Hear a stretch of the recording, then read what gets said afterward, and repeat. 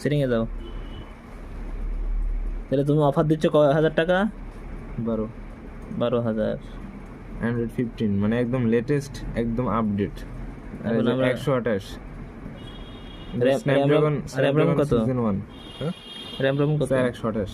4128। 4 GB plus 4 GB মানে 8 GB ধরো। আচ্ছা, ফোন স্মুথ আছে। হুম। ক্যামেরা, অন্ধকারের ক্যামেরা ভালো। ব্রাইটনেস দিতে হবে। তাই